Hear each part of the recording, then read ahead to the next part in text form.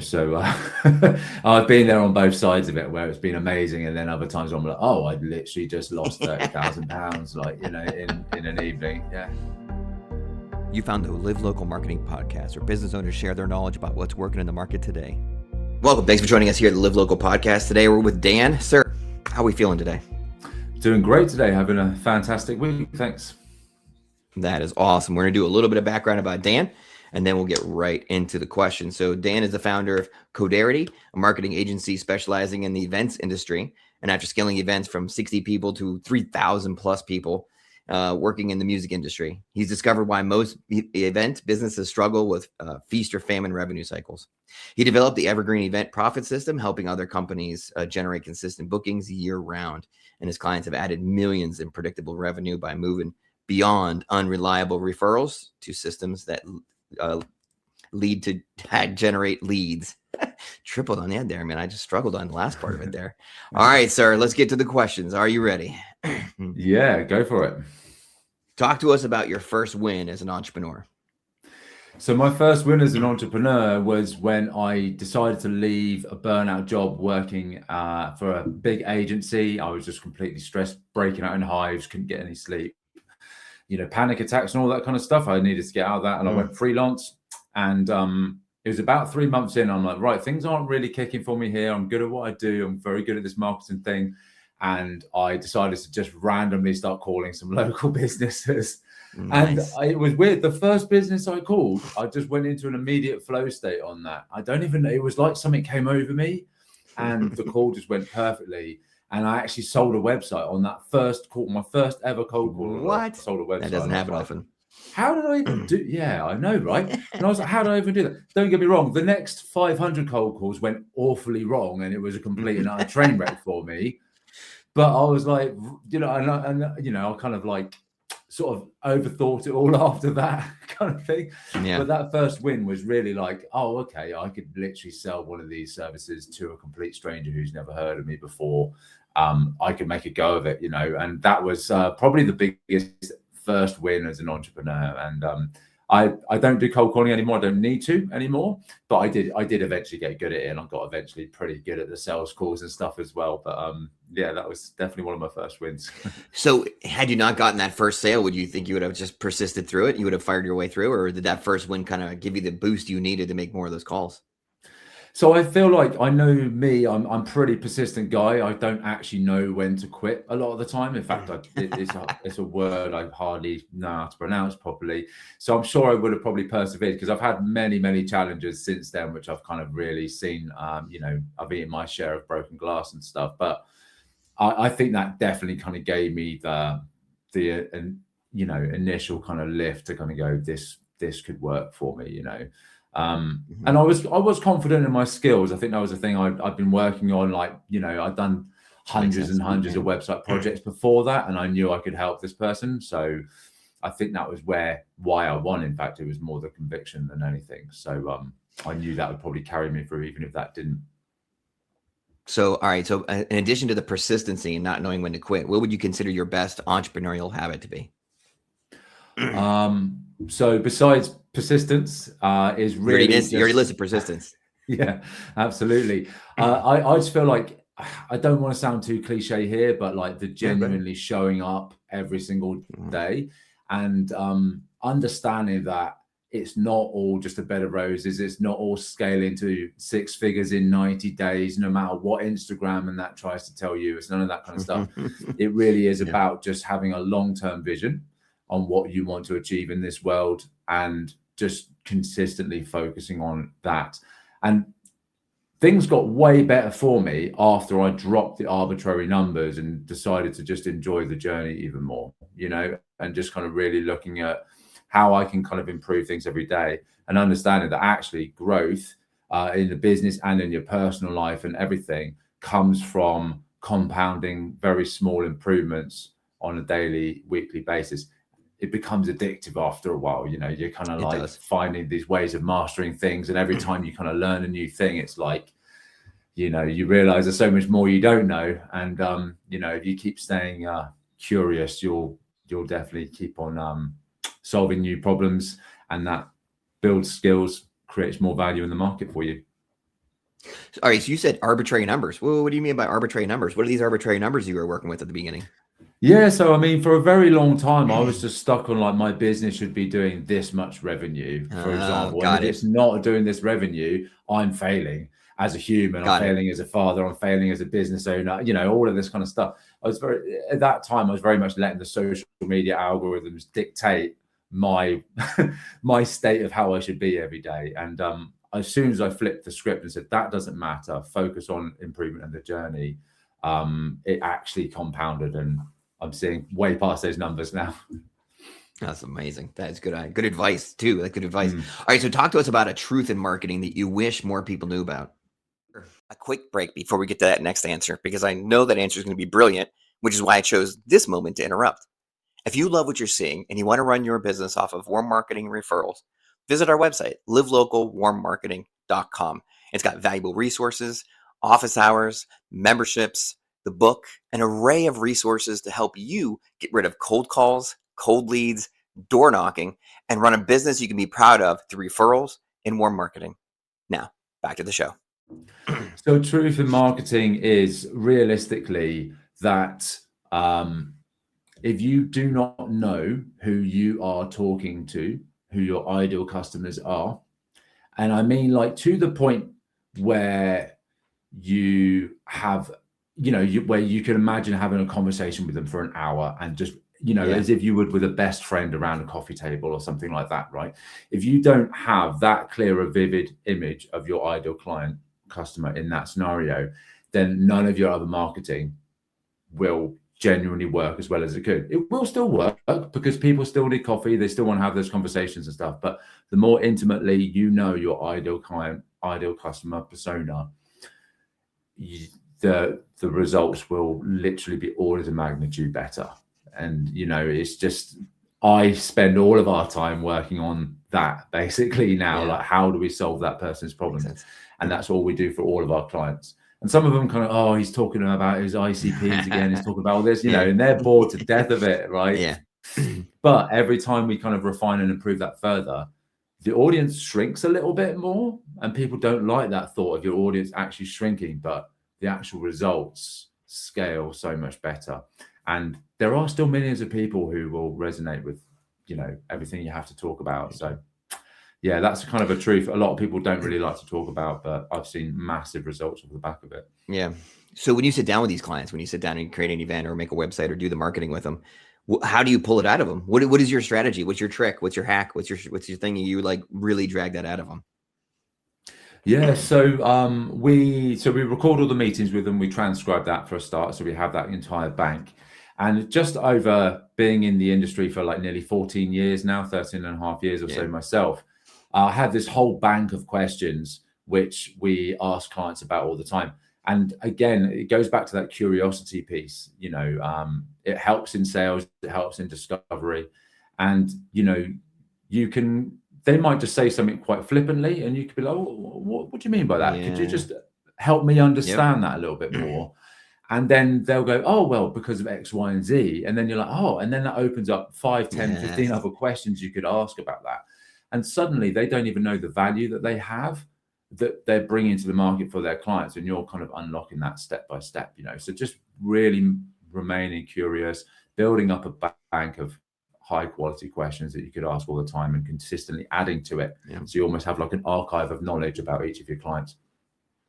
So I can picture you, like when you get that moment and you find that little thing, that gives you energy. I can tell by the tone of your voice and how your tone changes. That's really what energizes you. That's what really seems to drive you. But so when you obviously are going to in those meetings, hands-on, asking the questions because you have the experience, but what kind of stuff do you hand off to a team, or what things do you hand off to AI these days? Yeah, so we're a performance kind of marketing agency, we're a growth partner. So we are very much aiming to be on the cutting edge of kind of marketing. So we do use AI, automation, agents, and things like that every single day within our business. It's mandated for our whole team, and we're continuously kind of pushing forward with that. But one of the key things which I believe is really important is just having that kind of database of knowledge which you can pull from. So for example, we build kind of databases for our agency. I call it our agency codex, which kind of goes through everything on like how we manage tasks in ClickUp, how we kind of, you know, how we would, for example, label up an SOP, how we tag things, how we kind of build out our training modules, how we kind of create chapters for our video training, everything like that. And that codex is quite in depth now. But the great thing is you can plug that into ClickUp super agents, AI, Claude, and so forth like that, and it will kind of understand all that context of your agents in your business. And I'm continuously building on that all the time. You know, it's things like the sales calls we have, like why did we lose this call, sort of thing. It was going so great. Yeah. Those kind of things can be fantastic. And then using all of that to continuously kind of refine presentation decks, offers, email sequences, and so forth as well. So for the most part, I think the knowledge part is really important, you know, kits. So knowledge, information, tools, and systems is how I look at things. And if you work in that way, you can kind of join the dots. And that's one thing which a lot of people probably struggle with, kind of with AI, is when you start a new chat, it doesn't have all the context of everything else. I know they have some memory, but you can really expand on those kind of things. So if you're thinking kits, knowledge, information, tools, and systems, when you're building that out, that's how we approach it. And it's very powerful when you've spent a while building that out, you know. It can be really quite like scary good. Yeah. It's upfront cost, but in the back end you save on the scaling and no, I get it. Okay, let's talk about budgeting a little bit. So when you come across clients, I'm sure you have an array of size companies you work with. How do you have a conversation budget with them? Like, hey, we only have this much to spend, or I want to work with you here, but build my budget up enough. I want to work with you in a bigger scale later. Like it's a very touchy topic that a lot of my clients have a hard time with. How do you have a budgeting conversation with your clients? Yeah, so that's a great one. So that's one of the challenges I used to have in the past when I was doing all the sales calls and things like that. I was, you know, I wasn't really positioning in the right way. So what we actually do now, before we do any kind of ongoing work for a client, is we have an actual strategic assessment piece, which we do as a single project. And there's no obligation for them to work with us after that. And the whole idea is that strategic assessment actually provides them with all the information they need, best practices, plans, multi-channel approach, insight, copy, ad account structures, SEO strategies, everything like that. So they could take it away and do that with a freelancer. They could execute in-house, or naturally they can have us do that for them. And the great thing about doing that is that that's a paid piece. So it's, you know, they see the value in that. And then from there, we tend to be able to have the insight needed to actually project what the return on investment could be for them based on different levels of investment. So it's not really about like, hey, most people spend 2, 3, 4 grand or so on SEO, for example. It's like, actually for you, there's no point doing SEO unless you're seriously considering spending 4K plus per month, because you won't get an ROI otherwise. So spending 1,000 a month, you wouldn't see any return. So I don't recommend you do it. And that can build a lot of trust with them, because you're like, I actually don't think you should even do Google ads unless you got 4 grand a month. It would be a waste of money for you, sort of thing. Whereas LinkedIn ads could be great for you because of X, Y, and Z, you see. And we have lots of kind of budgeting and models and projections and things we use to support that. That's very customized. That's impressive. So of all these years you've been doing it, and you've been at it for a while, 14 plus years is a long time to be in the marketing space. What are some of the strategies you don't use anymore that are just ROI is not there? Don't do this. Sure. So we still do we sort of build out funnels for clients, but it's more just for like simple little things like lead magnets. So we don't tend to base the entire acquisition piece for a client around a funnel sort of thing, in that old kind of mentality of kind of awareness, you know, discovery and then conversion sort of thing. I just feel like with the way everything is distributed these days, and with the fact that everyone can use all these ROI, you know, AI agents and like research tools, and, you know, they're kind of very much kind of walled gardens for the social media platforms and things like that. It's kind of like that kind of funnel of kind of like, hey, just literally get someone to click on an ad and then just send them straight to the VSL and then just expect them to just pull out their credit card and give you money. It can work, but it can be a real slog, and I found it really hard. So the way I really believe things could be working much better nowadays is actually just focusing on being top of mind for that 95% of people who aren't in the market, but be top of mind for them all year round, like 365 days a year, 52 weeks of the year, you know, just being that top of mind throughout that entire kind of life cycle, especially in B2B and events. It can be up to 200 days sales cycle, right? From kind of seeing an ad impression to actually a conversion.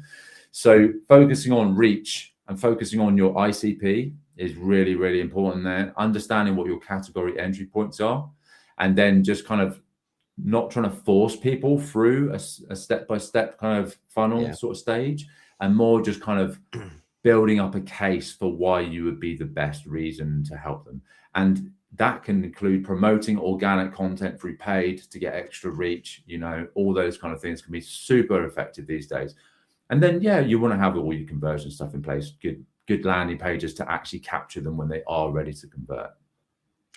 All right. So in that same vein, my follow-up question. So you've been at it long enough to know that content has changed how it's being used. Yeah. And a lot of the people I have on the show talk about the idea that content used to be like, I have the content, I expect people to go through and buy it. Mm-hmm. Now content is totally different, and that they're not going to click and buy. You need to kind of use it as a business card. You got to use it as a background.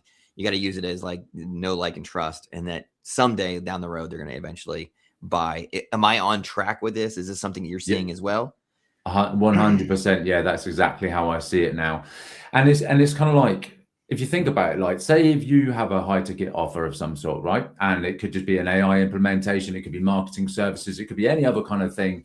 You know, it could be consulting, for example, financial investments, all those types of things. Say, even if it's just a few £1,000s, few $1,000s, it would be insane to think, really, in 2026, with the lack of trust people have in everything these days, that someone would click on one ad and then just give you $5,000. Do you know what I mean? Like, straight out the gate. Like, would you do that? I certainly wouldn't do that.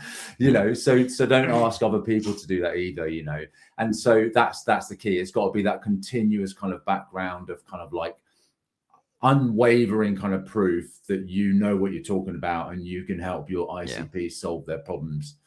And yeah, just doing that very systematically. And it will scale, and suddenly you'll just be like, wow, what's actually happening here? And it's kind of like a snowball effect. Yeah, as the phrase goes, right? It's the overnight success over the last 20 years.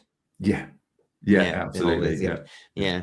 All right, so we'll get to the last question before we get to your business and get people an opportunity to know where to get a hold of you. The burnout question. I ask this a lot because right now in our age, it's easy, especially with AI, to do all the things and have your hands in everything. And before you know it, you're putting in 16, 18-hour days. Easily, you can do 6 days a week, 7 days a week. We have to create barriers and things. How do you avoid burnout? And how do you help your team avoid burnout? Yeah, absolutely. So I have quite a strong discipline for taking time out when I'm really busy. which is kind of like, people are just like, oh no, I can't, I'm too busy. And I'm like, you actually, you know, it's kind of like, okay, so what happens when I get really busy and then I work all these hours under the sun? My productivity goes through the floor, and then I start doing terrible work, and then I start creating fires that didn't even exist, right? You know what I mean? And that's the key thing, is it's like, we're humans, we need to have that kind of ebb and flow. And so what I found is, like, I've had it sometimes where, you know, everything seems to be going wrong, and I then just go, right, so I'm just going to get on my bike and I'm going to go for a 30K bike ride. Nice. You know, and I'll just go and do that. And I'll come back the next day and I'll go, oh, the world didn't blow up. The world didn't end. You know, everyone's still here. Everyone's still alive. Everything's okay. And I come back rested, clarity, you know, and the productivity just shoots back up again. And then you feel like Superman, you know, literally by doing that. And I tell my team to do that all the time as well. So I give them freedom. I say, like, look, this is the role, this is the objective, this is what we're looking to achieve by X date. You just apply what you need to. I don't expect you to be doing overtime. You know, you have an allocated amount of hours per week, but you manage your time how you want throughout the week. You know, if you need to go and drop your kids off, you need to take some time out, you want to do yoga, you want to go to the gym, whatever it is, you go and do that. Just honor your commitments to meetings or whatever it is.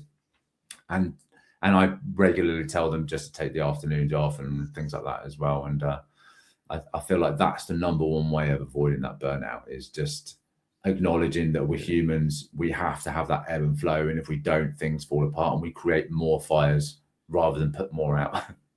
Nice. That's awesome. So are you a pretty fast biker? So you get on the bike and you do a little bit. Are you pretty good at it? Like pretty quick? Yeah, pretty good at it. I like the mountain bike mainly. So I'm off road kind of through the forest Nice. and through the nature and stuff like that. Yeah. So yeah, I mean, I take it leisurely sometimes, and then sometimes I go, pedal to the metal, as it were, and go as fast as I can. Yeah. All right, that's awesome. I love the conversation we had today. Like clearly, with the years' experience, you've been through a lot of different things, and you definitely have that experience and creativity that a lot of people in my audience are going to want to tap into. So, tell them exactly the business and then how they can get a hold of you. Yeah, sure, absolutely. So the best place to follow my content is on LinkedIn. So you can find me. It's just /Dan Charles on LinkedIn. I put out a lot of content on there, videos and posts and things like that for my audience. I also kind of publishing some YouTube content, things mainly shorts and things like that. But the website as well, I try and post articles there pretty regularly. And you can find out all about our kind of agency services. That's Codarity, CODARITY.com. And we also have a event business growth readiness assessment score, which you can take for free online. And it takes you through about 15 questions, takes about 3 minutes or less to answer that. But it's interactive and it will give you a personalized score based on where you currently are in 5 key areas of your business. So it gives you 4 levers and then 5 key areas where you can improve your business based on that. And yeah, we've had people action it and get great results. So that's awesome. Yeah. Events is a tough one because like you can either crush it and have amazing results, or it could be like a flat zero. Like it is you need to be really on it when you do events if you're going to dedicate your lead generation through events. So that's impressive. Yeah, it really is kind of a make or break industry, so I've been there on both sides of it where it's been amazing. And then other times I'm like, oh, I literally just lost 30,000 pounds, like, in an evening. Yeah. No good. All right. Well, all right. Make sure you follow him for the good content. He practices what he preaches. He tells us to put our content out there, and he's doing the same. So be sure you follow it, get the good advice. I'm looking forward to the YouTube. I don't get as many people get on the show that do the YouTube episodes. So I'm going to hop on some of those too. That's great. And I appreciate your time and your knowledge with us today. Yeah, thanks, Billy. It's been great chatting with you. I appreciate it. And if authentic, practical marketing resonates with you, be sure to visit livelocalwarmmarketing.com and learn to grow your business on warm marketing referrals.